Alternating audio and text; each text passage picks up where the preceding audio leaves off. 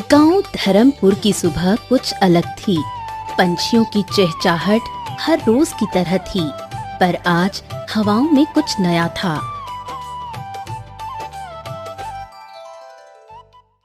लेकिन आज एक नई बहू इस घर में कदम रखने वाली थी, रेखा।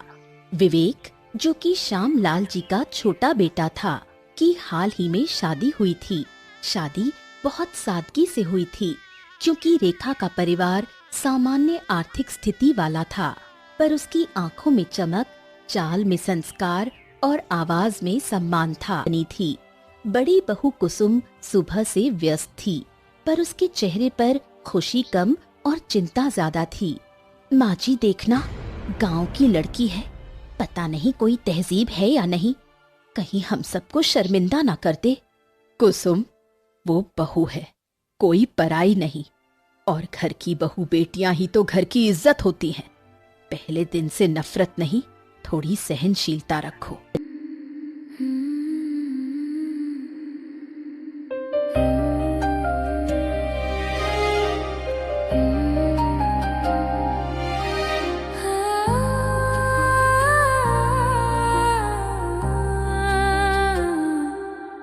सिंदूर की ये लकीर कहे एक नई कहानी लिख दी।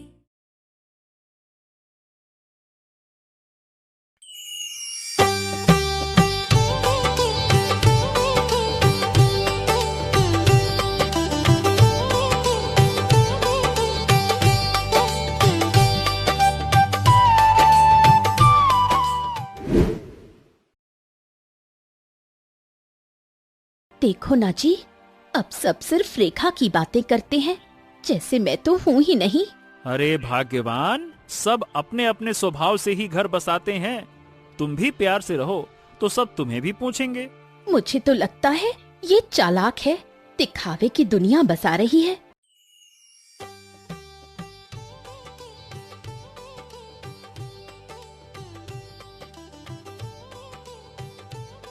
सब ठीक है? हाँ, पर लगता है भाभी जी मुझसे नाराज हैं। मैंने तो कोई गलती नहीं की, बस अपना कर्तव्य निभा रही हूँ। देखो, तुम जैसी हो वैसी ही रहो, समय सब बदल देता है। तुम बस सच्चाई और सेवा से पीछे मत हटना।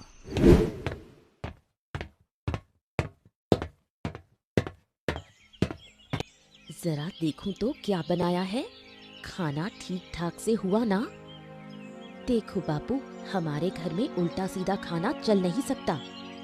नहीं दीदी, मैंने ठीक से बनाने की कोशिश की है, आप एक बार देख लीजिए। देख ही लेती हूँ, दो मैं जरा दाल चख कर देखूं। छी छी, ये दाल है नमक में जली हुई। ओ माँ, इस पोड़ा मुखी ने क्या कर दिया? बाजार में दाल का जो दाम है, उसके ऊपर इतनी सारी दाल अब बर्बाद हो गई। क्या कह रही हो बड़ी बहू, इसने सारी दाल बर्बाद कर दी, तो आज हम लोग भात के साथ क्या खाएंगे? इतनी दाल खराब की है, इस दाल के पैसे ये अपने मायके से लेकर आएगी। मुझे समझ नहीं आया कि नमक ज्यादा हो गया, पर इसके लिए आप मेरे मायके को क्यों कोस रही हैं? अरे, अब मुंह चला रही है। बड़ी बहू, तुम खड़ी खड़ी क्या देख रही हो? अभी से ये हाल है, 2 दिन बाद तो हमें ही घर से निकाल देगी। मैं क्या कहूँ, आप तो कह ही सकती हैं, आप ही तो इस घर की मालकिन हैं। सही कहा, जब मैं इस घर की मालकिन हूँ तो मुझे ही कुछ करना होगा। ओ हो, तुम्हें बहुत दर्द हो रहा ना अंजलि? देखो, मुझे माफ कर दो ना। मैं क्या करूं? मैं किसी के खिलाफ कुछ बोल ही नहीं पाता। क्यों नहीं बोल पाते? तुम रोज देखते हो कि वो मेरे साथ क्या क्या करती है। तुम एक बार विरोध करके देखो, फिर देखना वो मुझे छू भी नहीं पाएंगी। अंजलि, मैं कुछ कहने जाऊं तो माँ और भैया दोनों मिलकर मुझे मारते हैं। बचपन से यही कर रहे हैं, इसीलिए हिम्मत ही नहीं होती है। तुम एक बार हिम्मत करके देखो, बचपन में तुम्हें जैसा बनाया गया, तुम अभी तक वैसे ही बने हुए हो। अब तुम बड़े हो चुके हो। अब देखो, वो साहस तो मुझ में नहीं बचा। देखो अंजलि, तुम मुझे माफ कर दो ना। तुम्हें बहुत दर्द हो रहा होगा, है ना? दर्द तो होगा ही। हर दिन कितना जुल्म सहना पड़ता है, तुम जानते भी नहीं। तुम चाहो तो इस घर को छोड़ भी सकती हो। ये क्या कह रहे हो? तुम्हें छोड़कर मैं कहाँ जाऊं? मेरे पास जाने की कोई जगह नहीं। अब क्या बताऊं, सब कुछ तो मेरी वजह से हो रहा है। मैं कोई मर्द ही नहीं हूँ। मर्द के नाम पे कलंक हूँ, कलंक। मेरे लिए खुद को दोष मत दो। मेरे साथ जो हो रहा है वो मेरी ही किस्मत में लिखा है। नहीं तो ससुराल आकर इतना दुख कौन सहता है। तुम देखना अंजलि, एक दिन उन्हें अपने पाप की सजा जरूर मिलेगी। देखना तुम चिंता मत करो। 2-1 दिन में मैं तुम्हें मायके भेजने का इंतजाम कर दूंगा। जाकर 2-3 दिन घूम कर आ जाना। लेकिन वो मुझे जाने नहीं देंगे। मैं अगर चली गई तो घर का सारा काम कौन करेगा? ओहो, उसका तुम्हें सोचने की जरूरत नहीं है। मैं हूं ना, मैं सब कर दूंगा, ठीक है? सुनो, तुम्हें एक बात कहूं, अब माँ से जरा संपत्ति की बात छेड़ो। नहीं तो देखना, कब उस विक्रम के बच्चे होंगे और कब वो संपत्ति के हिस्से पर बैठ जाएगा। सही कह रही हो तुम। माँ को बताना जरूरी है, पर विक्रम न संपत्ति मांगेगा न लड़ाई करेगा। कहा नहीं जा सकता कब कौन चालाक बन जाए। इससे अच्छा है पहले से सब तय कर लो। जब तुम कह रही हो तो मैं कर दूंगा, लेकिन विक्रम को कुछ भी नहीं मिलेगा। छोटे भाई के लिए दुलार देखो। अगर उसे हिस्सा मिला तो हमारा क्या फायदा? हमें सारी संपत्ति मिल गई तो जीवन भर आराम से रहेंगे। ये तो सही है, पर माँ शायद राजी ना हो। वो विक्रम को हिस्सा जरूर देंगी। उसकी चिंता मत करो। मैंने पहले ही माँ के कान में इतना जहर घोल दिया है कि वो विक्रम और उसकी बीवी की बात सुन ही नहीं सकती। आए हाय, तभी तो तुम मेरी बीवी हो। इसी वजह से मैं तुम पर इतना गर्व करता हूँ। क्या बात है। बस अब तारीफ का ढोल ना पीटो। अपना काम जल्दी करो। मुझे जल्द से जल्द संपत्ति चाहिए।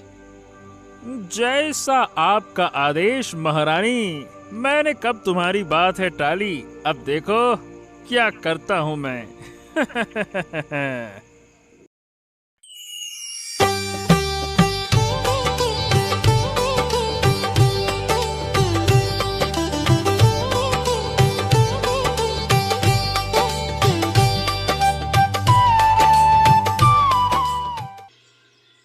मतलब तुम मायके जाना चाहती हो?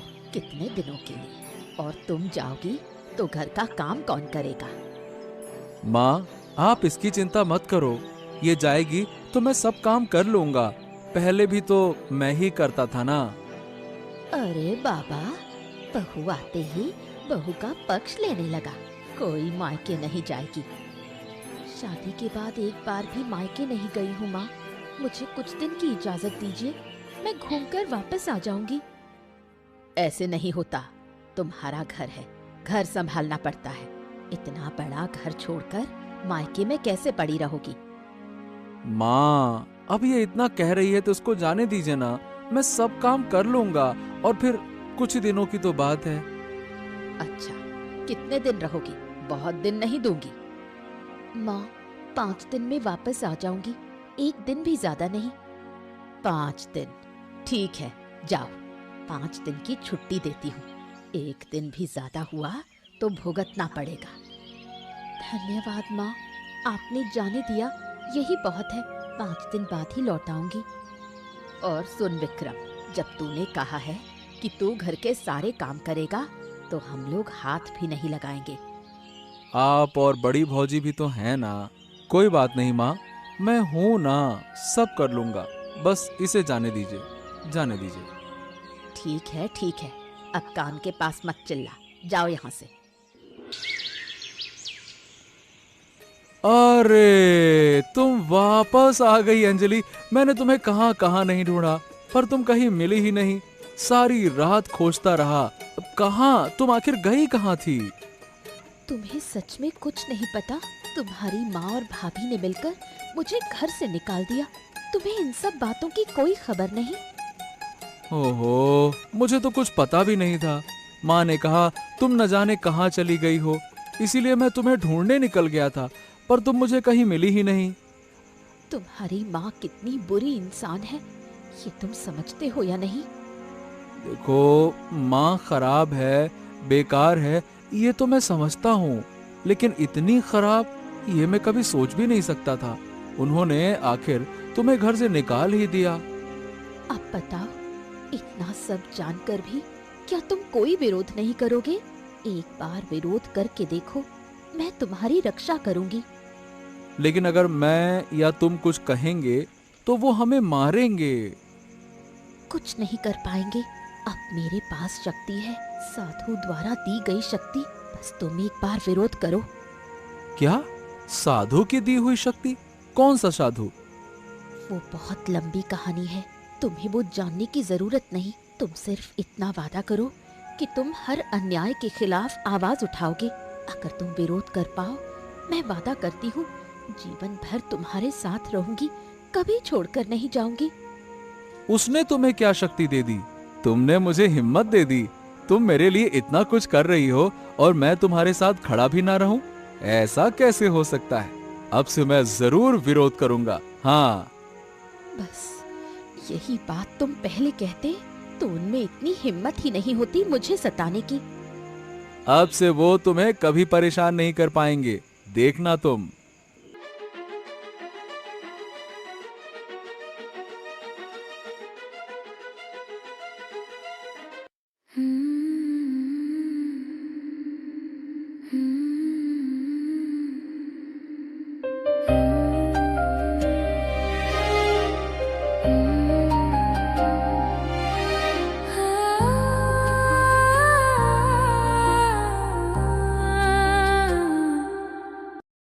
माँ जी, चरण स्पर्श करती हूँ।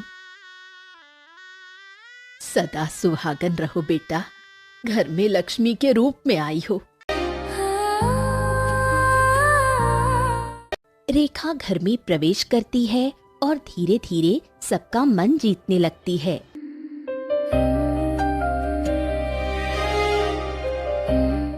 वहीं कुसुम के मन में ईर्ष्या घर करने लगी। उसे लगता था कि घर में उसकी जगह कोई और ले रहा है। ये हमारा कमरा है। हाँ पूर्णिमा, और मैंने तुमसे पहले ही कहा था कि मेरे पास कुछ भी नहीं है, सिर्फ मेरा प्यार और छोटा सा परिवार। तुम चिंता मत करो, मैंने धन दौलत देखकर शादी नहीं की। तुम अच्छे इंसान हो इसलिए चुना है। राम, माँ अभी भी मुझसे नाराज है? अरे नहीं नहीं नहीं, माँ ऐसी ही हैं, कभी भी कुछ भी बोल देती है। मतलब चलो देखो, क्या है कि माँ ना बातों में थोड़ा सा सख्ती करती हैं, पर दिल की बुरी नहीं है। उन्हें डर है कि तुम हमारे गरीब हालात को देखकर कहीं हमें छोड़ ना दो। मुझे डर लग रहा है राम, क्या मैं इस माहौल में ढल पाऊंगी? अब देखो पूर्णिमा, चाहो तो मैं तुम्हें कल ही शहर छोड़ आऊं। तुम्हें तकलीफ हो ऐसा मैं नहीं चाहता, और ना ही तुम्हें तकलीफ में देख सकता हूँ। चुप, ये बात दोबारा मत कहना। मैं तुमसे प्यार करती हूँ इसलिए आई हूँ। तकलीफ भी होगी तो तुम्हारे साथ ही रहूंगी। पर पूर्णिमा, ये घर तो मिट्टी का है ना, यहाँ हर चीज की कमी है, आधी कच्ची सी जिंदगी है। अगर तुम चली गई तो, अगर माँ की बात सही हुई तो? मेरे पास सब कुछ है। तुम हो, बाबा हैं, रूपा है, माँ भी एक दिन मुझे अपना लेंगी।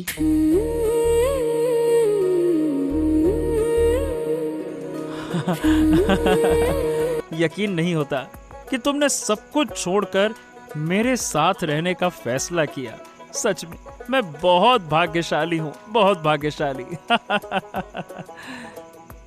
मैंने कुछ नहीं छोड़ा, बेकार की बातें मत करो। अब सोते हैं, कल से मेरा नया जीवन शुरू। अच्छा पूर्णिमा, इस खाट में नींद तो आ जाएगी ना? आराम से एक बार उलट पलट कर लेट के देख लो। तुम्हारे सीने पर सर रख कर सो जाऊं तो सब ठीक हो जाएगा।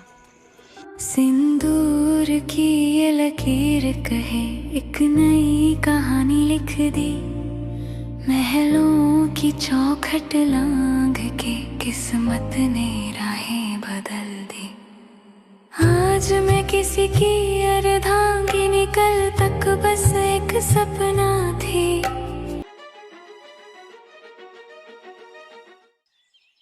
तुम विश्वास नहीं करोगे भाई, मेरी मामी का एक बेटा है, वो विदेश में नौकरी करता है। जानते हो उसकी महीने की सैलरी कितनी है? महीने के 5 लाख रुपए। हाँ, सोचो हम कभी ऐसी सैलरी देख पाए हैं क्या? हैं? आज तक तो चाय का पैसा ठीक से दिया नहीं, और अब ये बड़े बड़े भाषण दे रहा है। भाषण देना आसान है, उसमें पैसे नहीं लगते ना। बड़ा आया। समझ गए ना भाई, ये है असल बात। हमारी जिंदगी में क्या मिला बताओ? ये 2 पैसे कमाते हैं, 3 पैसे निकल जाते हैं, ऐसे ही घर चलता है और हम जिंदगी भर गरीब रह जाते हैं। और रह क्या जाते हैं भाई? रहेंगे, यही रहा तो। अच्छा गोपाल, तुम्हारे मामी के बेटे से तुम्हारी अच्छी बात है क्या, या वो तुमसे बात ही नहीं करता? हैं, अच्छी बात ना करने की कोई बात ही नहीं है। अरे जब भी मैं उनके घर जाता हूँ तो मुझे दादा दादा कहकर सिर पर चढ़ लेते हैं। ओ, तो तुम एक काम कर सकते हो क्या गोपाल? क्या काम? क्या तुम सोच रहे हो कि उनके जैसा काम मैं करूं? अरे वो बड़े बड़े काम करते हैं, हम लोग क्या कर सकते हैं? ये कभी हो ही नहीं सकता। देखो, मैं ये नहीं कह रहा हूँ। देखो, मेरे दुकान पर जितने तुमने चाय के पैसे बाकी रखे हैं, वो तुम्हारे मामी के बेटे से लेकर दे सकते हो। हैं? मतलब मामी का बेटा मेरी चाय का पैसा क्यों देगा? तो फिर यहाँ भाषण मारने से क्या फायदा है? चुपचाप चाय पी और निकल जाए यहाँ से। आज भी मुझे लगता है कि तुम मेरे पैसे नहीं दोगे। बड़े आए बड़ी बड़ी बातें करने वाले। 5 लाख रुपए है और यहाँ 5 रुपए चाय के ना निकल रहे। हाँ, ठीक है ठीक है ठीक है, समय आएगा मैं भी देख लूंगा। हाँ।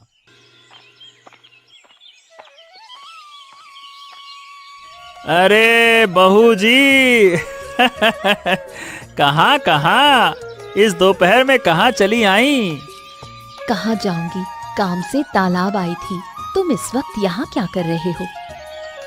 मैं तो बस ऐसे ही जा रहा था, देखा तुम हो तो सोचा जरा बात कर लूं। वैसे भी तुमसे कुछ बातें करनी थी। कैसी बातें, बताओ ना। अरे नहीं नहीं नहीं, अभी कहना ठीक नहीं होगा, नहीं तो पता नहीं तुम कुछ और ही सोच लो। मैं देखो साफ साफ बताऊं तो मैं तो तुम्हारे भले के लिए कहना चाहता था। मैं जानती हूँ तुम सब मेरा भला चाहते हो, खुलकर कहो। देखो मतलब कहने में अच्छा तो नहीं लग रहा, लेकिन सच्चाई है तो छुपा भी नहीं सकता। बात यह है कि तुम्हारे ससुर और पति दोनों तुम्हें प्यार नहीं करते, वो सिर्फ अपने स्वार्थ के लिए तुम्हें इस्तेमाल कर रहे हैं। असल में वो दोनों गांव वालों को ठग कर जमीन जायदाद हड़पते हैं। ये कैसी बातें कर रहे हो? ये सच नहीं है। देखा, मैंने कहा था ना। और मैं समझता हूँ कि तुम भरोसा नहीं करोगी, क्योंकि अब उस घर की बहू हो तो थोड़ा मुश्किल है। चलो ठीक है, मेरी ही गलती जो मैंने तुमसे कहा। क्या कहूँ, सच्चाई मुझसे ना छुपाई नहीं जाती, सच्चाई मैं कह ही देता हूँ, ये मेरी खराब आदत है। चलो, अब मैं तुम्हारा भला चाहता था, लेकिन तुम मुझे ही दोषी समझोगी, इसीलिए अब इस बात पर आगे बात नहीं करते हैं, ज्यादा अच्छा होगा। नहीं नहीं, मैं तुम्हें दोषी नहीं समझ रही, कहो आगे क्या? अब जब आधी बात बता ही दी है तो बाकी क्यों छोड़ूं? चलो सुनो, देखो ऐसा है कि तुम बहुत सुंदर हो, रूपवान हो, इसीलिए उन्होंने तुम्हें बहू बनाकर लाया है, ताकि गांव वाले उन पर मेहरबान रहें और वो मौका पाकर सबकी जमीन जायदाद हथिया लें। अपने कानों से सुनकर भी यकीन नहीं हो रहा। मैं जानता था, लेकिन ये सब सच है। हाँ, अब तुम मानो या ना मानो, लेकिन सच तो सच ही रहेगा ना। तुम्हारे भले के लिए ही मैं तुम्हें ये राज बता रहा हूँ, लेकिन ध्यान रखना, मेरी बात किसी से कहना मत। ठीक है, मैं किसी को नहीं कहूंगी। नवीन की बात मीरा ने मान ली और अरुण से झगड़ा खड़ा कर दिया। मीरा अब कतई अरुण की घर गृहस्थी को लेकर इंतजार नहीं करना चाहती। अरे बस बहुत हो गया, आखिर बात क्या है? ऐसे bug bug bug bug bug कचर कचर कर रही हो। मैं तेरी बातों का कोई तुक समझ ही नहीं पा रहा हूँ कि बात क्या है। तुम लोगों ने मुझसे धोखा किया, मुझे अपने स्वार्थ के लिए इस्तेमाल किया। एकदम चुप रहो, चुप, एकदम चुप। सच्चाई बताओ, हुआ क्या है? किसी ने तुमसे कुछ कहा है क्या? हमने तुझे अपने स्वार्थ के लिए इस्तेमाल कैसे किया है? बताओ, कैसे लग रहा है तुम्हें? बताओ। तो अब मैं क्या समझूं? अब कुछ कहने की जरूरत नहीं, मैं सब कुछ जान चुकी हूँ। गांव के लोगों ने मुझे सब बता दिया। सबने कहा कि तुम और पिता मिलकर गांव के गरीबों को ठगते हो, उनका पैसा हड़पते हो, जमीनें छीन लेते हो। क्या? वाह वाह वाह वाह वाह! मतलब किसी ने तुमसे कुछ कह दिया और तुम बिना जांच पड़ताल किए ही मुझसे झगड़ा करने लग गई। मुझे अब जांच पड़ताल करने की कोई जरूरत नहीं। मैं तुम्हारे घर में नहीं रहूंगी, मुझे अपने पिता के घर भेज दो। अरे तुम जाओ जाओ जाओ, जैसा मन करे, जो मन में आए, जो जी में आए वो करो। अपने घर जाओ, जहां जाना है वहां जाओ। मुझे ना इन सब फालतू की बातों में फंसाओ मत। अगर रहना है तो रहो, जाना है तो जाओ। मेरी तरफ से दोनों में भला। देखो, तुम्हारा असली चेहरा सामने आ गया है। गांव के लोग सही कहते थे, तुम स्वार्थी हो और अपनी पत्नी तक का ख्याल रखने में असमर्थ हो। देखो, ऐसा है, जो पत्नी दूसरों की बेकार बातों पर यकीन करके अपने पति से लड़ाई करती है ना, ऐसी बीवी रखने का मुझे कोई शौक नहीं है। बीवी मतलब होता है भरोसा, रिश्ता भरोसे पे चलता है, और जहां भरोसा नहीं वहां रिश्ता नहीं। अरे पैसा होगा तो और भी बहुत सी महिलाएं मिल जाएंगी ना। बात करती हो, जाओ जाओ, जहां रहना है रहो।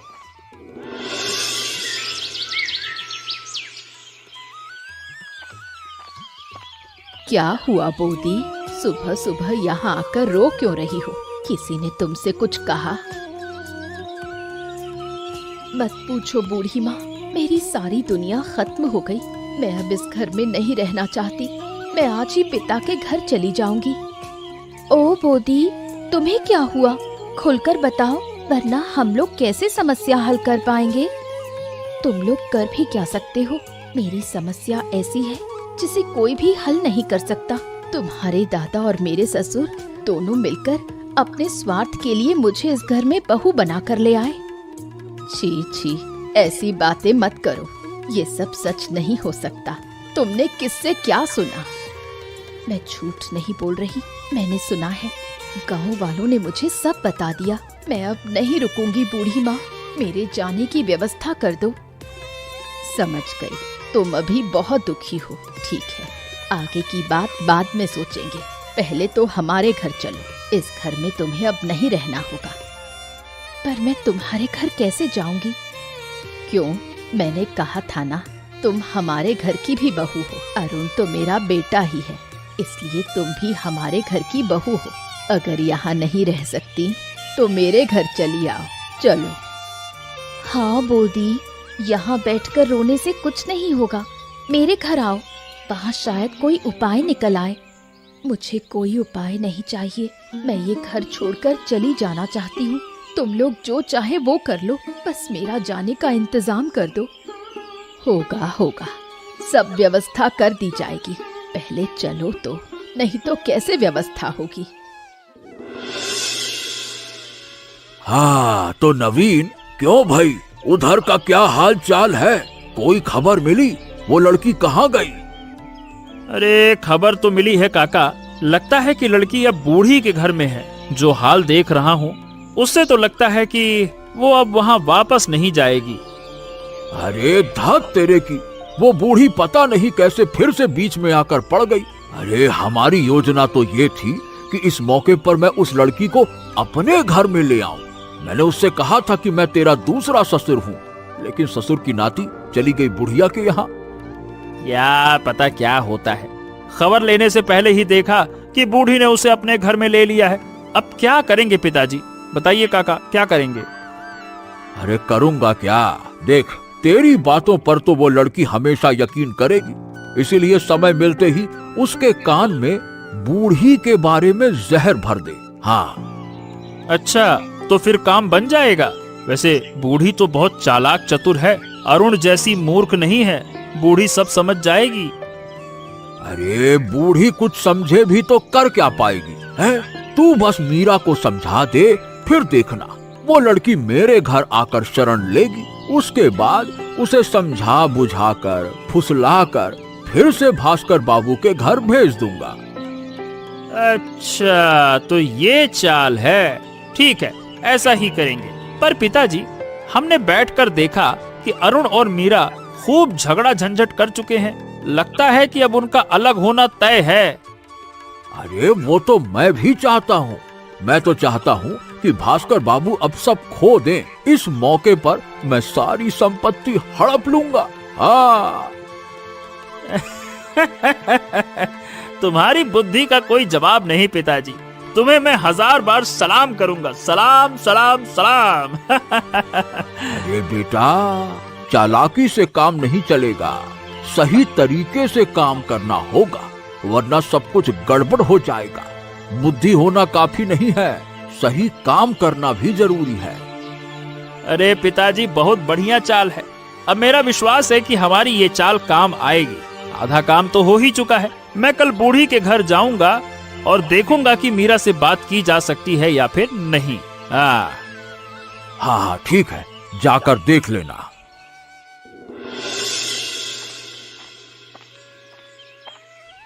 अभिलाष और नवीन की ये सारी गुप्त बातें बूढ़ी ने सुन ली और पहले भास्कर बाबू को बता दी। भास्कर बाबू ने सब सुनकर अभिलाष और नवीन के साथ सभी जमीन जायदादों के समझौते रद्द कर दिए। अरे क्या हो गया समझ ही नहीं आ रहा है। अरे क्यों भास्कर बाबू ने अचानक से हमारे साथ समझौता तोड़ दिया? ऐसा होना तो नहीं चाहिए था। क्यों रे नवीन, उस लड़की ने भास्कर बाबू से कुछ कह तो नहीं दिया? अरे पिताजी, उस लड़की ने कैसे कुछ कहा होगा? वो तो अभी तक कुछ भी जानती ही नहीं है। इसके अलावा इतनी जल्दी सारे राज कैसे खुल सकते हैं? अरे तो फिर भास्कर बाबू ने अचानक से हमारे साथ सारे समझौते क्यों रद्द कर दिए? ऐसा क्या हो गया कि जिससे वो ऐसा कर सकता है, ऐसा क्या हो गया? अब इस बारे में तो मैं खुद भी कुछ ज्यादा बोल नहीं सकता पिताजी, पर समझौता टूटने से हमें बहुत नुकसान होगा। अब हमें अपना घर बार बचाने के लिए बहुत मशक्कत करनी पड़ेगी। अरे मुझे तो ये समझ नहीं आता कि मैं क्या करूं। सब कुछ योजना के अनुसार चल रहा था और अचानक से ये योजना विफल कैसे हो गई? पिताजी, अब कुछ ऐसी योजना बनाओ कि सब कुछ फिर से हमारे हाथ में आ जाए। अरे यही तो सोच रहा हूँ नवीन। अच्छा बेटा, अब उस लड़की को उपयोग करने का सही समय यही है। अगर हम उसे पकड़कर भास्कर बाबू को किसी तरह से समझा पाएं, तो शायद भास्कर बाबू हमारे साथ फिर से समझौता कर ले।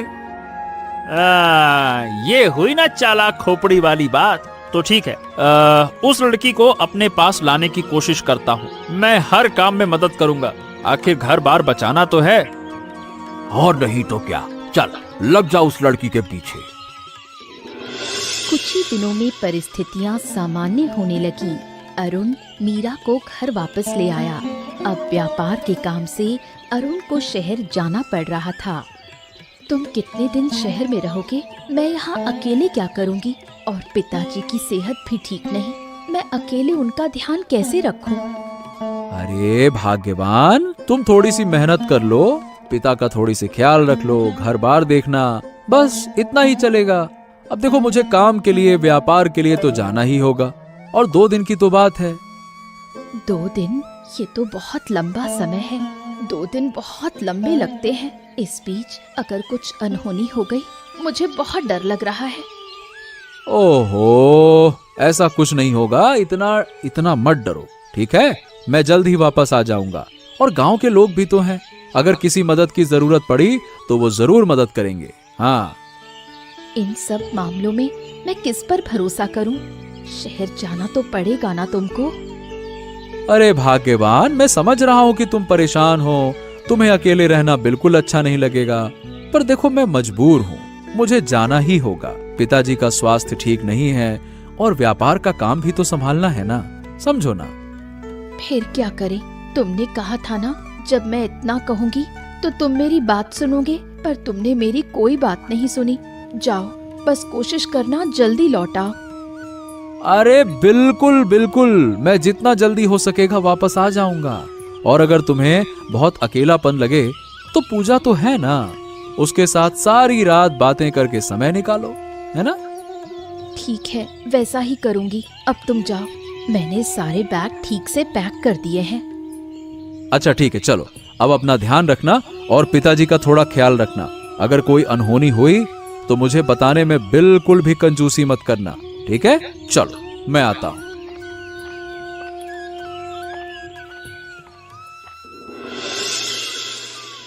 उसी रात भास्कर बाबू का स्वास्थ्य धीरे धीरे बिगड़ने लगा।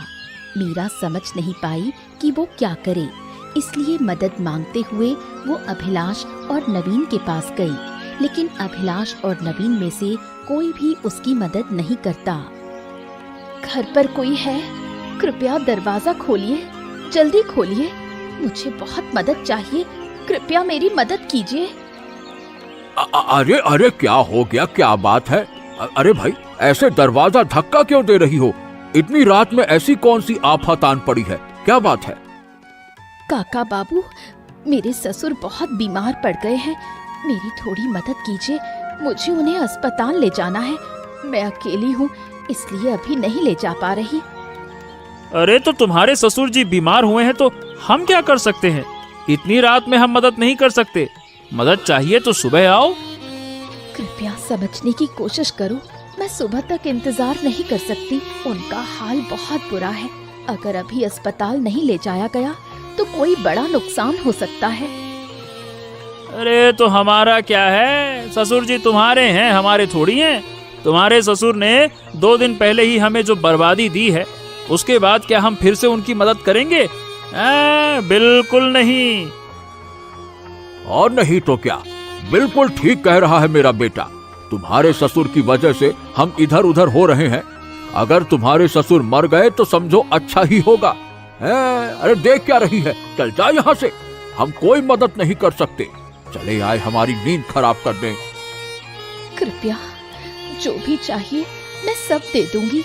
आपके घर बिल्डिंग का मसला मैं सुलटा दूंगी, फिर भी आप मेरी थोड़ी मदद कर दीजिए। अरे पहले तो हम चाहते थे कि झगड़ा सुलझ जाए, पर अब हम चाहते हैं कि भास्कर बाबू मर जाए, तब जाकर हमारी राह साफ होगी। हमारे सारे जमीन जायदाद मकान आजाद हो जाएंगे। अरे चलो जाओ यहाँ से, फालतू में हल्ला गुल्ला मत करो, चलो जाओ।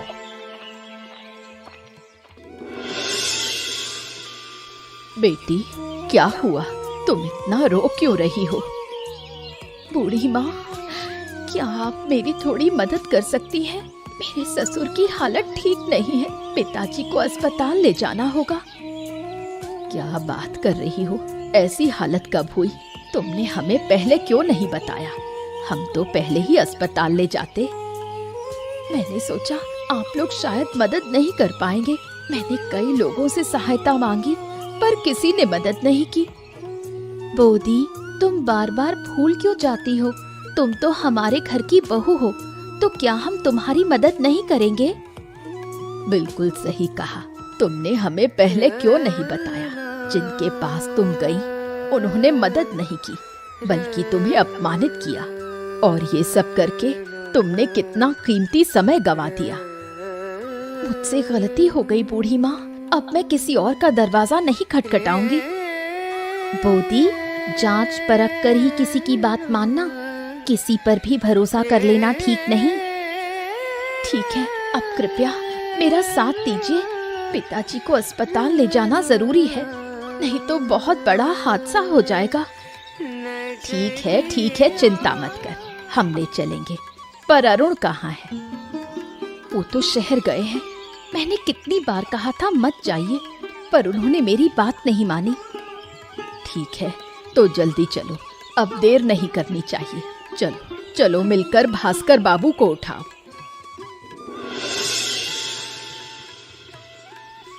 भास्कर बाबू की तबीयत की खबर पाकर अरुण शहर से तुरंत लौट आया। वापसी पर जब वो मीरा को धन्यवाद देता है तो मीरा बूढ़ी और पूजा के प्रति कृतज्ञता जताती है। मीरा, मेरा पिताजी की हालत कैसी है? पहले से थोड़ा बेहतर तो हुए हैं ना? मतलब कोई बड़ा हादसा तो नहीं हुआ? मैंने कितनी बार कहा था कि तुम मत जाओ, पिताजी की तबीयत ठीक नहीं है। तुमने मेरी एक भी बात नहीं मानी। आज अगर बूढ़ी माँ और पूजा ना होते तो मैं पिताजी को कैसे अस्पताल ले जाती। हाँ, तुमने इतनी हिम्मत करके इतनी बड़ी बात की है, ऐसा मैंने कभी सोचा भी नहीं था। तुम्हें मैं कैसे धन्यवाद दूं? सही बताऊं मीरा, मेरे पास शब्द कम पड़ जाते हैं। बूढ़ी माँ और पूजा ने खुद आकर मेरी मदद की और जिन्हें मैंने मदद के लिए बुलाया था वो कुछ भी नहीं कर पाए। चिंता मत करो, पिताजी ठीक हो जाएंगे। उनसे पहले मैं उन लोगों का हिसाब कर दूंगा जिन लोगों ने तुम्हारे परिवार को नुकसान पहुंचाने की साजिश की है। मैं उन्हें गांव से बाहर कर दूंगा। वो बात की बात है, पहले तो पिताजी ठीक हो, तब तुम बूढ़ी माँ और पूजा को धन्यवाद देना। उनकी वजह से ही सब संभव हुआ, वरना कौन जाने क्या हो जाता। बूढ़ी माँ, आपका बहुत बहुत धन्यवाद। पता नहीं आप नहीं होते तो क्या होता। शायद आज मैं अपने पिताजी को खो देता। आपको ऊपर वाला बहुत खुश रखे।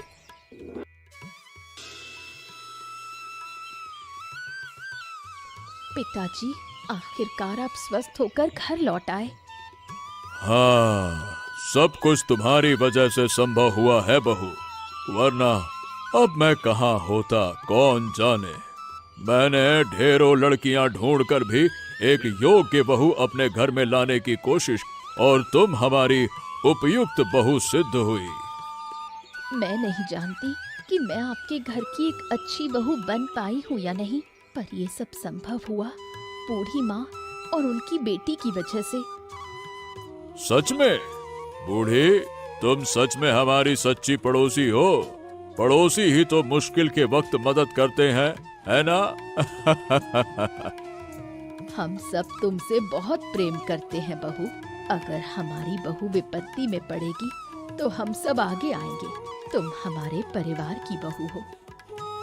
अरे बिल्कुल नहीं, मैं अपनी बहू किसी के साथ बांट नहीं सकता। इन दिनों तुम, मैं और अभिलाष में बहुत विवाद हुआ। अब केवल तुम और तुम्हारा परिवार ही हमारी घर की बहू होगी। पिताजी, मैंने बूढ़ी अम्मा से वादा किया है कि अब हम अलग नहीं रहेंगे। अब हमारे पास इतना बड़ा घर जो है, इसीलिए हम बूढ़ी को साथ लेकर यहाँ रहना चाहते हैं। आप क्या कहेंगे? हाँ, चूंकि अब हम एक परिवार बन चुके हैं तो फिर अलग रहने की जरूरत ही क्या है। और तुम्हारी बहू अकेली रहने से दुखी हो जाएगी, तुम्हारे आने से उसे अच्छा ही लगेगा। हाँ। पर ये संभव होगा क्या? अरे क्यों नहीं होगा, हम अब किसी की बात नहीं सुनेंगे। आगे मैं जिम्मेदारी लेकर अपनी छोटी बहन की शादी कर दूंगा, बस।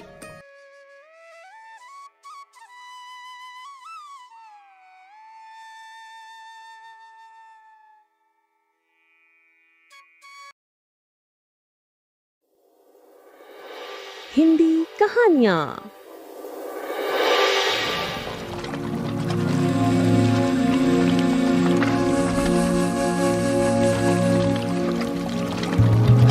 एक समय की बात है, रावी नदी के किनारे वाशीपर नाम का एक गांव हुआ करता था। उस गांव में भोला नाम का एक गरीब किसान अपनी पत्नी जानकी के साथ रहता था। दोनों के स्वभाव में मानो जल और अग्नि जितना अंतर था।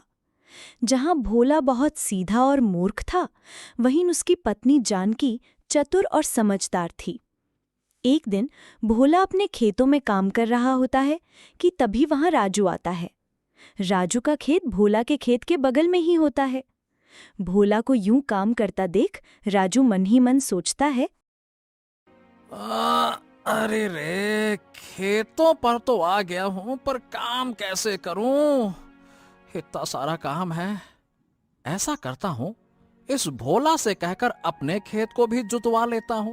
वैसे भी ये बड़ा सीधा साधा है, मना नहीं करने वाला। हाँ। ये कहकर राजू भोला के पास आया और बोला, अरे भोला भैया, राम राम, क्या कर रहे हो भाई? कुछ नहीं, बस खेत जोत रहा हूँ राजू भैया। ये तो बहुत अच्छी बात है। अच्छा ये बताओ, क्या तुम मेरी मदद करोगे? हाँ भैया, बताओ बताओ, क्या मदद करनी है? अच्छा सुनो, तो आज क्या है कि अरे रे रे रे रे, मेरी तबीयत कुछ ठीक नहीं है, ऊपर से खांसी। एक काम करोगे क्या भाई, तुम मेरे खेत को जोत दो तो तुम्हारी बड़ी मेहरबानी होगी। अरे हाँ हाँ भैया, क्यों नहीं, इसमें मेहरबानी वाली क्या बात है, मैं कर देता हूँ। ये कहकर भोला अपने खेत को छोड़कर राजू के खेत को जोतने लगा। शाम को जब जानकी खेतों पर आई तो वो काफी ज्यादा हैरान हुई और उसने भोला से कहा, अजी, आप अपना खेत छोड़कर दूसरों का खेत क्यों जोत रहे हैं? जानकी को देखकर राजू थोड़ा हड़बड़ा गया और उसने कहा,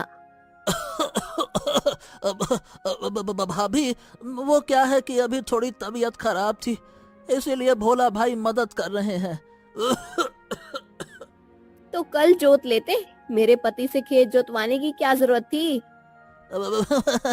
अरे आप तो बुरा मान गईं, भैया ने कहा तो मैंने कहा हाँ हाँ जोत दो, अब भैया भी तो बड़े दिल वाले हैं ना। हाँ, वो तो कल ये कहेंगे कि अपनी जमीन तेरे नाम कर दूं, तो तुम तो वो भी कर लोगे क्या? अरे नहीं नहीं नहीं नहीं नहीं, आप तो बिना फालतू में बुरा मान रही हैं, ऐसा कुछ भी नहीं है। हाँ हाँ, मुझे पता नहीं है, मेरे पति थोड़े सीधे हैं, तो तुम उनका फायदा उठा लेते हो। चलिए आप घर चलिए। ये सुनकर भोला ने वहीं पर हल छोड़ दिया और वो जानकी के साथ घर आ गया। घर आने पर जानकी ने भोला से कहा, आपको कितनी बार समझाया है, दूसरों की बातों में मत आया कीजिए, दूसरे हमेशा आपका फायदा उठाते हैं। अरे जानकी, उस बेचारी की तबीयत खराब थी, देखा नहीं तो कैसे खांस रहा था, इसीलिए मैंने कहा मदद कर देता हूँ। अरे वो बिल्कुल हट्टा कट्टा है, उसकी तबीयत को कुछ नहीं हुआ, वो बस आलसी है। आगे से मुझे आप ऐसे काम करते मत दिख जाना, वरना मुझसे बुरा कोई नहीं होगा। वहीं भोला अपनी पत्नी से काफी डरता था, जिस वजह से उसने अपनी पत्नी की बात मान ली। धीरे धीरे समय गुजर रहा था। दूसरी तरफ जंगल में एक साधु तपस्या कर रहा था। साधु गहरी तपस्या में लीन था। ऐसा लग रहा था जैसे वो कई वर्षों से तपस्या कर रहा हो। वहीं भोला अपने खेतों में फसलों की देखभाल कर रहा था। हाँ, इस बार तो बहुत अच्छी फसल हुई है, कुछ दिनों में फसल पककर तैयार हो जाएगी तो इसे बाजार में बेच दूंगा। इसके बाद वो खेतों में पानी देने लगा। उसी गांव में एक सेठ रहता था। सेठ बहुत लालची था, हमेशा गरीबों का धन खाता और पैसा कमाने में लगा रहता। बस किसी तरह मुझे इतना पैसा मिल जाए जिससे मैं आराम से बैठकर सुकून से खा सकूं। पता नहीं वो दिन कब आएगा जब मैं माला माल हो जाऊंगा, पैसा गिनते गिनते थकूंगा नहीं। एक बार सेठ को किसी काम से शहर जाना पड़ा।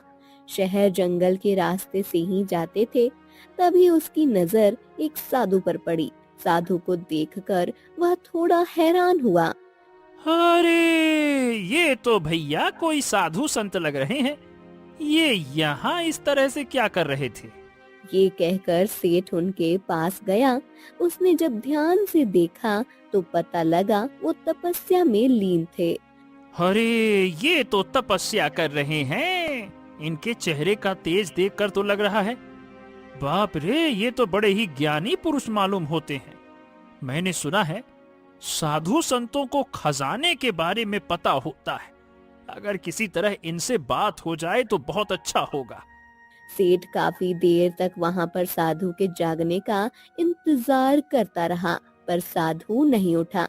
इस पर उसने कहा, हाँ, ऐसा करता हूँ, शहर जाकर वापस आता हूँ, तब तक साधु महाराज शायद जाग जाएं। चलो भाई। ये कहकर वो वहां से चला गया। अगले दिन जब वह वापस आया तो साधु अभी भी तपस्या में लीन था। जिसे देखकर सेठ थोड़ा हैरान हो गया। हाँ, लो भैया आ गए हैं। ये तो अभी तक नहीं उठे। अरे प्रभु, आखिरकार इनको जगाऊं तो जगाऊं कैसे? सेठ को कुछ समझ नहीं आ रहा था और वो वहाँ से घर आ गया। मेरे पूर्वज कहा करते थे, साधुओं के पास बहुत सारी शक्तियां होती हैं। उन्हें बहुत सारे खजाने और जादुई रहस्यों के बारे में पता होता है। बस एक बार ये साधु महाराज जाग जाएं तो इनसे बात कर लो। क्या कहूँ, किस प्रकार से साधु महाराज को जगाया जाए? सेठ इसी सोच में डूबा रहने लगा। वहीं दूसरी तरफ जानकी बाजार जा रही थी क्योंकि घर का राशन खत्म हो गया। तभी उसे रास्ते में राधा मिली। राधा ने जानकी को देखा तो कहा, अरे जानकी बहन, कहाँ जा रही हो थैला लेकर? बाजार जा रही हूँ राशन लेने, राशन खत्म हो गया है। अरे तो अपने पति से कह देती, वो ले आते। अरे उनसे तो मैं परेशान हूँ, तुम्हें तो पता ही है उनकी बुद्धि कम है, या तो ये समझ लो वो मूर्ख है। हाँ हाँ जानकी बहन, ये तो तुमने बिल्कुल सच कहा। मुझे तो बड़ी हैरानी होती है कि आखिर तुम अपने पति के साथ रह कैसे रही हो। अरे रहना तो पड़ेगा, वो मेरे पति हैं, भले ही कैसे भी हैं, पर वो मुझे बहुत प्रेम करते हैं। ये सुनकर राधा काफी खुश हुई और बोली, वैसे कुछ भी कहो जानकी बहन, भगवान ने आपकी जोड़ी बहुत अच्छी बनाई, क्योंकि भले ही आपके पति कैसे भी हो, पर आप बहुत ही चतुर हो। ये सुनकर जानकी मुस्कुराई और इसके बाद वो वहाँ से बाजार चली गई। बाजार आने के बाद उसने सब्जी वाले से कहा, अरे भैया सब्जी कैसे दी है? अरे भाभी आप तो रोजाना आती हैं, आपको बताने की जरूरत है क्या? जो पसंद आए सो ले जाइए। आती तो रोजाना हूँ, पर तुम्हारे रोजाना भाव बदल जाते हैं, इसलिए पूछ रही हूँ। आलू तो मेरे खेतों में ही हो जाते हैं, ये गोभी कैसे दे रहे हो? अरे भाभी, गोभी है 50 रुपए किलो, बहुत बढ़िया है आपके लिए, ले जाइए। हाय राम, 50 रुपए किलो? तुम तो हमें लूट रहे हो। मैं भी खेती करती हूँ, 20 रुपए किलो लगाओ। अरे नहीं नहीं भाभी, 20 रुपए किलो कहीं नहीं मिलने वाली, ये तो बहुत ज्यादा कम है। कुछ कम नहीं है, मुझे सब पता है। 10 रुपए किलो लाकर 50 रुपए में बेचते हो, तुम्हें तब भी दुगने का फायदा हो रहा है। जानकी का ऐसा कहते ही सब्जी वाले ने कहा, अरे भाभी तुम तो ले जाओ, पर चिल्लाओ मत, क्योंकि इस तरह मेरी ग्राहकी खराब हो जाएगी। ले जाओ ले जाओ। ये कहकर सब्जी वाले ने जानकी को गोभी 20 रुपए में ही दे दी। इसके बाद जानकी ने और सामान लिया और घर लौट आई। घर आने पर उसने देखा भोला आ चुका था और खाना खा रहा था। उसे खाना खाता देख जानकी ने भोला से कहा, अजी आप खाना कहाँ से खा रहे हैं? अरे भाग्यवान, वो रखा तो था थाली में। अरे वो कल का था, उससे तो मैं गाय को डालने जा रही थी। आपसे कितनी बार कहा है, बिना पूछे कोई काम ना किया कीजिए। आपको ये खराब नहीं लगा? हाँ जानकी, लग तो रहा था, पर मैंने सोचा कि शायद मेरे नाक में ही कुछ गड़बड़ होगी, इसीलिए मैंने खा लिया। मुझे क्या पता कि परसों का है। हे भगवान, पता नहीं आप में कब बुद्धि आएगी। मैं तो आपसे परेशान हो चुकी हूँ। रुकिए, मैं अभी आपके लिए ताज़ा बनाती हूँ। ये कहकर जानकी ताज़ा भोजन बनाने लगती है। वहीं सेठ रोजाना जंगल जाकर साधु को देखा करता था, पर साधु अभी तक तपस्या में लगे थे, जिससे सेठ अब काफी परेशान हो चुका और उसने अपने आप से कहा, अरे अब करूं तो करूं क्या? अब मुझे इन साधु की तपस्या किसी न किसी तरह से भंग करनी ही पड़ेगी, क्योंकि मुझे इनसे बात करना है। बस एक बार अगर इनसे बात हो जाए तो मुझे अमीर होने से कोई नहीं रोक सकता। ये कहकर सेठ काफी ज्यादा खुश हुआ और फिर घर आ गया। घर आने पर वो इसी बारे में सोचने लगा कि साधु की तपस्या कैसे भंग की जाए। हाँ, अब ये सोचना है कि आखिर उस साधु की तपस्या भंग करने के लिए किसको भेजा जाए।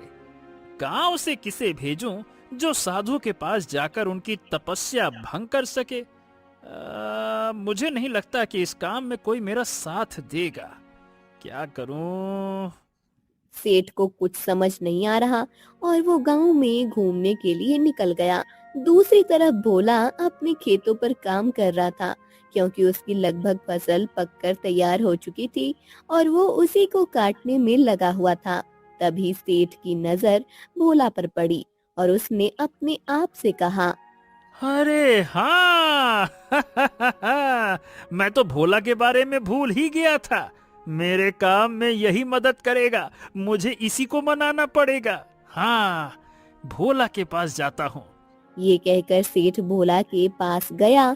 सेठ को देखकर भोला काफी खुश हुआ और बोला, अरे राम राम सेठ जी, राम राम।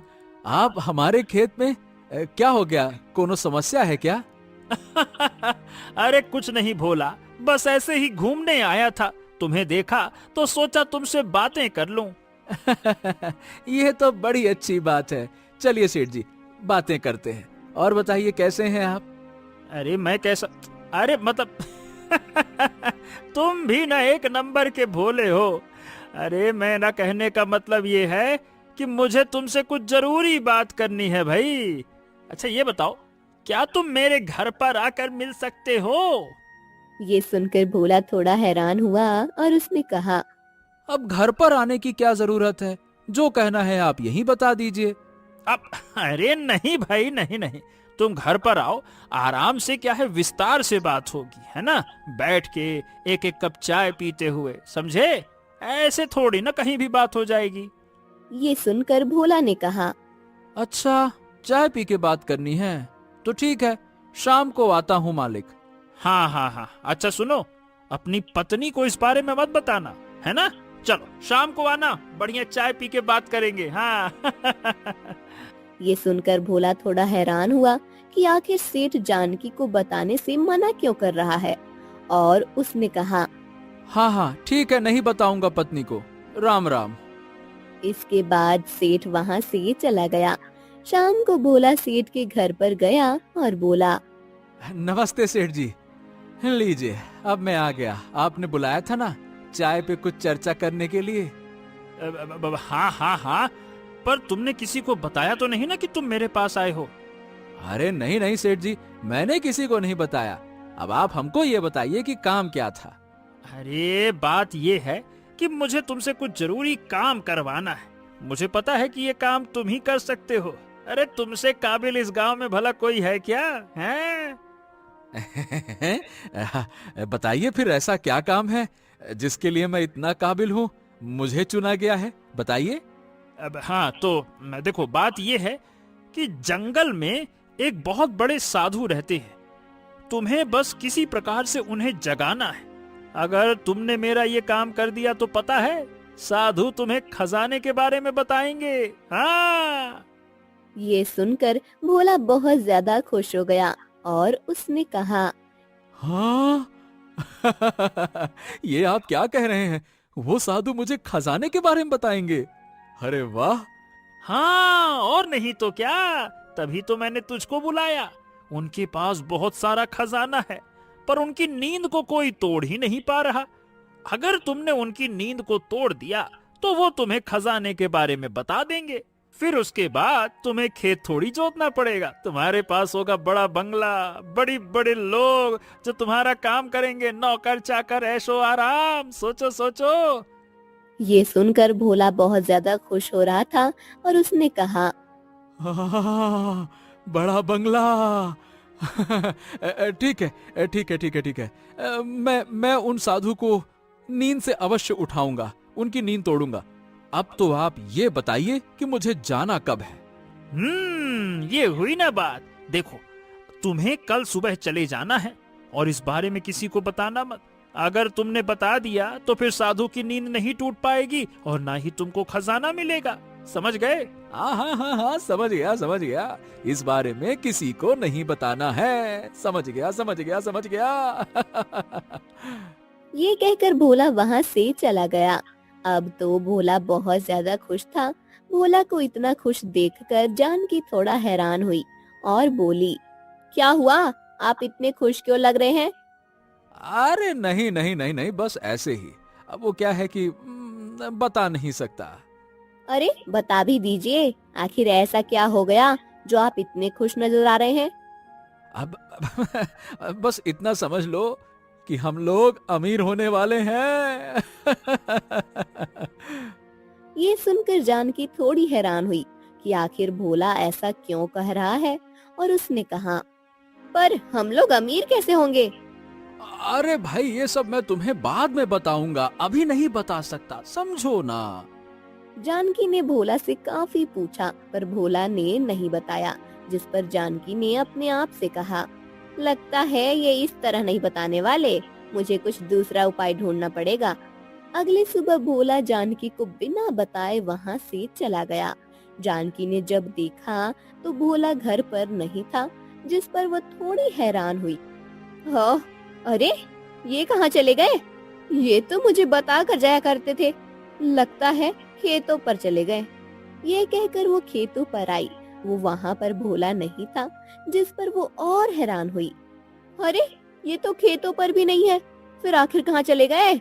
ऐसा तो कभी नहीं हुआ। तभी जानकी को कल रात की बात याद आई और उसने कहा, कहीं ये, हे भगवान, आखिर इनके दिमाग में क्या चल रहा है और किसने इनके दिमाग में ये सब भर दिया? मुझे जल्दी पता लगाना पड़ेगा, मेरे पति कहाँ हैं? कहीं ये किसी मुसीबत में ना फंस जाएं। ये कहकर उसने गांव में एक दो लोगों से पूछा। तभी राजू ने बताया कि वो तो जंगल की तरफ चला गया। ये सुनकर जानकी ने कहा, क्या तुम्हें पूरा यकीन है वो जंगल में ही गए हैं? हाँ हाँ भाभी, मैंने उन्हें सुबह जाते देखा। कह रहे थे कि कुछ जरूरी काम है, पर क्या काम है ये बताया नहीं मुझे। ये सुनकर जानकी और ज्यादा परेशान हो गई और वो भी जंगल की तरफ चली गई, जिस पर राजू थोड़ा हैरान हुआ और बोला, अरे ये इतना परेशान क्यों हो रही है, और आखिरकार जंगल में क्या है? अरे चलो छोड़ो, मुझे क्या करना है, अपन को तो आराम करना है। ये कहकर राजू वहाँ से चला गया। वहीं दूसरी तरफ भोला जंगल में पहुँच गया। जंगल आने के बाद वो इधर उधर देखने लगा। तभी उसे एक पेड़ के नीचे साधु दिखाई दिए। साधु को देखकर भोला समझ गया कि सेठ इन्हीं के बारे में बात कर रहा था और उसने अपने आप से कहा, ओ, ये तो सच में बड़ी गहरी नींद में है। अब इन्हें जगाने के लिए क्या किया जाए, कैसे जगाऊं, क्या करूं? ये कहकर भोला इधर उधर देखने लगा, पर उसे वहाँ कुछ दिखाई नहीं दिया और इसके बाद वो साधु के पास पहुँचकर बोला, साधु महाराज, साधु महाराज, जागिए ना, मुझे आपसे कुछ बात करनी है। साधु महाराज, साधु महाराज, प्रणाम साधु महाराज, साधु महाराज, साधु महाराज की जय हो, प्रणाम साधु महाराज। अरे किसी भी तरह से तो उठिए साधु महाराज। पर साधु नहीं उठे, जिस पर भोला थोड़ा हैरान हुआ। ये तो जाग ही नहीं रहे, लगता है मुझे अब कुछ और ही करना पड़ेगा। ये कहकर वो पास की नदी पर गया और वहाँ से पानी भर कर ले आया। पानी भरने के बाद उसने कहा, हाँ, अब तो साधु महाराज जाग जाएंगे जब मैं ये पानी उनके ऊपर डाल दूंगा। हाँ। ये कहकर भोला ने वो पानी साधु के ऊपर डाल दिया। पानी डालते ही साधु की तपस्या भंग हो गई और उन्हें बहुत तेज क्रोध आ गया और वो चिल्लाकर बोले, किसकी हिम्मत हुई, किसने हमें जगाया, किसने किया ये पाप? हाँ, हे साधु महाराज, आप नींद से जाग गए, ये सब मैंने किया है, मैंने आपको जगाया है। तभी साधु की नजर भोला पर गई। भोला को देखकर साधु बहुत ज्यादा क्रोधित हुए। तभी वहाँ पर जानकी भी आ गई। जानकी ने जब साधु को इतना क्रोधित देखा तो वो काफी ज्यादा हैरान हुई और बोली, हे भगवान, ये इन्होंने क्या अनर्थ कर दिया, ये तो वही साधु है जो तपस्या में लीन थे। ये कहकर वो जल्दी से साधु के पास गई और बोली, हे साधु महाराज, मेरे पति को क्षमा कर दीजिए। नहीं, तेरे पति ने बहुत बड़ा पाप किया है। यहाँ पर मैं पिछले 10 वर्षों से तपस्या में लगा हुआ था, पर तेरे पति ने मेरी सारी तपस्या भंग कर दी और अब मैं इसे श्राप दूंगा। नहीं नहीं, आप मेरे पति को श्राप मत दीजिए, ये इन्होंने अनजाने में किया है। इसने जैसा भी किया हो, पर मैं इसे नहीं छोड़ूंगा। इसने मेरी वर्षों की तपस्या पर पानी फेर दिया। ये सुनकर भोला भी काफी ज्यादा घबरा गया और बोला, अरे पर सेठ जी ने तो कहा था कि अगर मैं आपको जगाऊंगा तो आप मुझे खजाने के बारे में बताइएगा। यह सुनकर जानकी काफी ज्यादा हैरान हुई और बोली, इसका मतलब आपको यहाँ पर सेठ ने भेजा था? हाँ जानकी, उन्होंने ही कहा था कि अगर मैं साधु महाराज को जगाऊंगा तो वो मुझे खजाने के बारे में बताएंगे। तभी तो मैं कल बहुत खुश था। वहीं ये सब सुनकर साधु का क्रोध और बढ़ गया और वह बोले, ओ, तो इसका मतलब तू यहाँ खजाने के लालच में आया था। अब तो मैं तुझे नहीं छोड़ने वाला। तभी जानकी ने कहा, हे साधु महात्मा, मेरे पति को माफ कर दीजिए। इन्होंने अनजाने में ये सब किया, जबकि ये सब तो इनसे किसी और ने करवाया है। मुझे कुछ नहीं पता। मुझे सिर्फ इतना पता है कि तेरे पति ने मेरे 10 वर्षों की तपस्या भंग कर दी। हाँ, मुझे पता है, तपस्या तो इन्होंने ही भंग की है, पर इसके पीछे किसी और का हाथ है और मैं आपको आपके असली दोषी तक पहुंचाऊंगी। ये सुनकर साधु थोड़ा सोच में पड़ गया और उसने कहा, ठीक है, मुझे असली दोषी तक पहुंचाओ जिसने मेरी तपस्या भंग करवाई है, वरना मैं तेरे ही पति को श्राप दूंगा। नहीं, आप मेरे पति को श्राप मत दीजिए। मैं कल सुबह ही आपका दोषी आपके हवाले कर दूंगी। ठीक है, अगर तूने ऐसा नहीं किया तो मुझसे बुरा कोई नहीं होगा। ये सुनकर जानकी और भोला वहाँ से चले गए। अब जानकी बहुत ज्यादा परेशान थी, क्योंकि उसे पता था साधु बहुत ज्यादा गुस्से में थे और उसने अपने पति से कहा, जब मैं आपसे पूछ रही थी कि आपको इतनी खुशी क्यों हो रही है, तो आपने बताया क्यों नहीं? अरे क्योंकि सेठ जी ने मना किया था, इसीलिए मैंने तुम्हें नहीं बताया। आपसे कितनी बार कहा है, लोगों के बहकावे में मत आया कीजिए। आज आपको पता है, उस सेठ की वजह से आपको श्राप मिल जाता। अरे मुझे सच में नहीं पता था कि साधु महाराज क्रोधित हो जाएंगे। मैंने तो सोचा कि वो खुश होकर मुझे खजाने के बारे में बताएंगे। हे भगवान, आपकी बुद्धि कहाँ चली गई है? अगर कोई साधु तपस्या में बैठा हुआ है, जब आप उसकी तपस्या भंग करेंगे तो वो तुम पर क्रोधित होगा या फिर खजाने के बारे में बताएगा।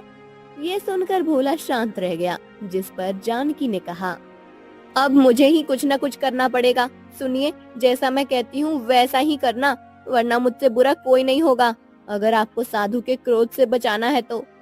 हाँ जानकी, अब जैसा तुम कहोगी मैं वैसा ही करूँगा। बस मुझे उस साधु के क्रोध से बचा लो, मुझसे गलती हो गई। इसके बाद जानकी ने भोला को कुछ बताया, जिसे सुनकर भोला ने कहा, पर अगर जानकी सेठ जी ने मुझसे। जितना मैंने कह दिया उतना कीजिए, बाकी आगे मैं संभाल लूंगी। इसके बाद भोला सेठ के घर गया। सेठ ने जब भोला को देखा तो कहा, हैं? अरे भोला, तू यहाँ क्या कर रहा है? तूने साधु महाराज को नींद से जगाया कि नहीं जगाया? सेठ जी साधु महाराज जाग गए और उन्होंने मुझे खजाने के बारे में बता भी दिया। हैं? क्या? तुझे खजाने के बारे में बता दिया? ये तू क्या कह रहा है भाई? हाँ, और नहीं तो क्या। और अब मैं आपको उस खजाने के बारे में नहीं बता सकता, क्योंकि अब मैं खुद ही जा रहा हूँ वो खजाना लेने। अरे ये तू क्या बकवास कर रहा है? मुझे बताओ, साधु ने तुम्हें खजाना कहाँ बताया है? ऐसे थोड़ी पहुँच सकते हैं खजाने तक, बता। नहीं, मैं आपको खजाने के बारे में नहीं बताऊंगा, क्योंकि साधु महाराज को मैंने जगाया है ना। अरे मूर्ख कहीं के, कहा तो मैंने था ना साधु महाराज को जगाने के लिए।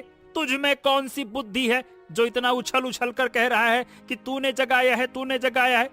जितना कह रहा हूँ उतना कर, वरना मुझसे बुरा कोई नहीं होगा। है?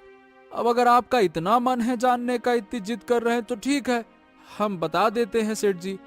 आप ऐसा करो कि आप साधु महाराज के पास ही चले जाओ, क्योंकि साधु महाराज ने हमसे कहा था कि वो हमसे बहुत प्रसन्न है, इसीलिए उन्होंने हमको खजाने के बारे में बताया, क्योंकि उन्हें तपस्या करते हुए कई वर्ष हो गए थे। ये सुनकर सेठ काफी हैरान हुआ कि ऐसा कैसे हो सकता है। साधु भला भोला से प्रसन्न कैसे हो सकता है, उसे कुछ समझ नहीं आ रहा और उसने कहा, अरे अगर ऐसी बात है तो ठीक है, चल मेरे साथ। नहीं नहीं नहीं नहीं नहीं नहीं नहीं नहीं नहीं, आप ही जाइए, मैं क्यों जाऊंगा, मैं तो चला खजाना लेने। हाँ। ये कहकर भोला वहाँ से जाने लगा, जिस पर सेठ ने उसे रोका। तभी वहाँ जानकी आ गई और उसने भोला से कहा, अजी आप यहाँ क्या कर रहे हैं? ये जानकी, अपने पति को समझाओ वरना मुझसे बुरा कोई नहीं होगा। हाँ। अरे सेठ जी क्या हो गया, आप मेरे पति पर इस तरह गुस्सा क्यों हो रहे हैं? मैंने इसे एक साधु महाराज के पास उन्हें जगाने के लिए भेजा था। मैंने। क्या आपने जगाने के लिए भेजा था? तो फिर आप क्रोधित क्यों हो रहे हैं? अरे क्रोधित नहीं हूँ तो क्या इसकी पूजा करूँ? साधु महाराज ने इसको खजाने के बारे में बता दिया है, अब ये मुझे उस खजाने के बारे में नहीं बता रहा। क्या सच में? ये तो बड़ी अच्छी बात है, अब हम लोग तो माला माल हो जाएंगे। अजी आपने मुझे बताया क्यों नहीं? चलिए अब हम लोग खजाना लेने चलते हैं। ये सुनकर सेठ और ज्यादा गुस्से में आ गया और बोला, ओहो, ये तुम क्या बकवास कर रही हो? उस खजाने पर सिर्फ मेरा हक है, मेरा। हाँ। नहीं नहीं, मेरे पति को साधु ने बताया है, अगर आपको भी खजाने के बारे में पूछना है तो आप साधु के पास ही जाइए, वही आपको खजाने के बारे में बताएंगे। ये सुनकर सेठ काफी ज्यादा परेशान हो गया और काफी देर सोचने के बाद उसने कहा, ठीक है, अगर ऐसी बात है तो मैं खुद ही साधु महाराज के पास जा रहा हूँ।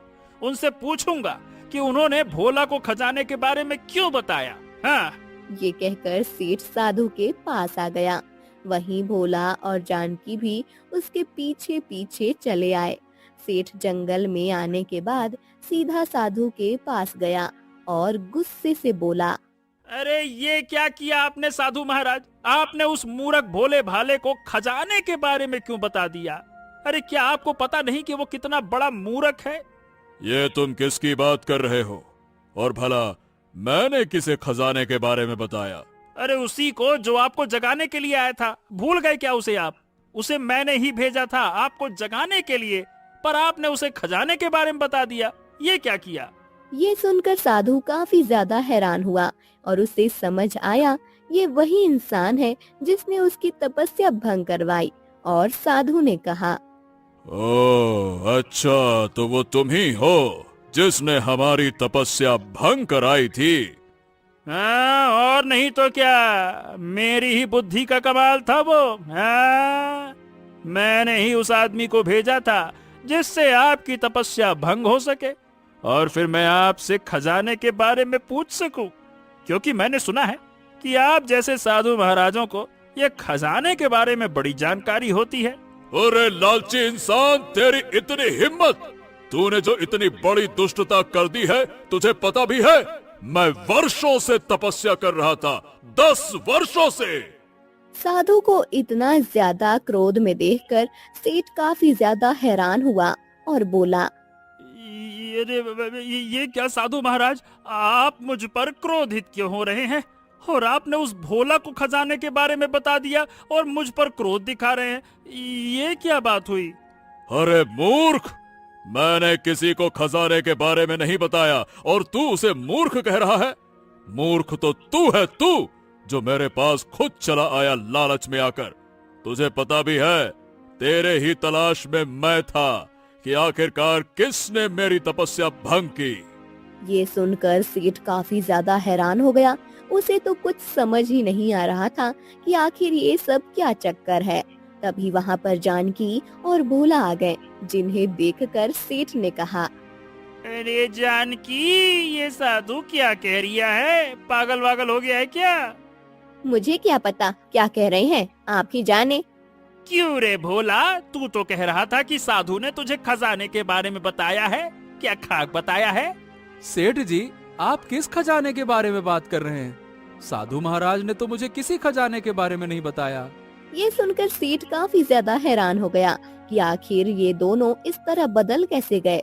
इस पर सेठ ने कहा, मैं सच कह रहा हूँ साधु महाराज। इन्होंने कहा कि आपने भोला को खजाने के बारे में बताया है, इसीलिए मैं यहाँ पे आया था। अरे मूर्ख, इन्होंने तुझे फंसाया है, क्योंकि मैं उस इंसान को श्राप देने वाला था जिसने मेरी तपस्या भंग की और तू मेरे सामने आ गया। अब मैं तुझे श्राप दूंगा। ये सुनकर सेठ बुरी तरह घबरा गया। उसे नहीं पता था जानकी ने उसे फंसाया और उसने कहा, अरे नहीं नहीं नहीं नहीं नहीं, आप ऐसा नहीं कर सकते। साधु महाराज, तपस्या तो इसने भंग की थी, मैंने नहीं। तो क्या हो गया, भेजा तो तू नहीं था ना। ये तो भोला है, तो क्या इसकी कमजोरी का तू फायदा उठाएगा? ये सुनकर सेठ काफी ज्यादा घबरा गया और बोला, नहीं नहीं नहीं नहीं नहीं, ऐसी बात नहीं है साधु महाराज, मुझसे गलती हो गई, मुझे माफ कर दीजिए। मैंने तो ये सब बस मैं हाँ, बस बस कर चुप हो जा। हमें पता है कि तू लालची है और तूने अपने लालच की वजह से ही मेरी तपस्या को भंग कराया, और इसीलिए तुझे छोड़ूंगा नहीं। नहीं नहीं नहीं नहीं नहीं, साधु महाराज छोड़ दीजिए, मुझसे बहुत बड़ा पाप हो गया, अब ऐसा फिर कभी नहीं होगा, नहीं होगा। ये कहकर सेठ साधु के पैरों में गिर पड़ा और बोला, साधु महाराज, मुझे माफ कर दीजिए, मुझे माफ कर दीजिए। आप बताइए मैं आपके लिए क्या कर सकता हूँ, पर मुझे श्राप मत दीजिए। मेरा एक परिवार है, अगर आपने मुझे श्राप दे दिया तो भला मेरे परिवार का गुजारा कैसे होगा। पर तुम अपने लालच में इतने अंधे हो गए कि तुमने इस इंसान का फायदा उठाया और मेरी भी तपस्या भंग कर दी। तुम्हें तो इसका दंड अवश्य मिलेगा।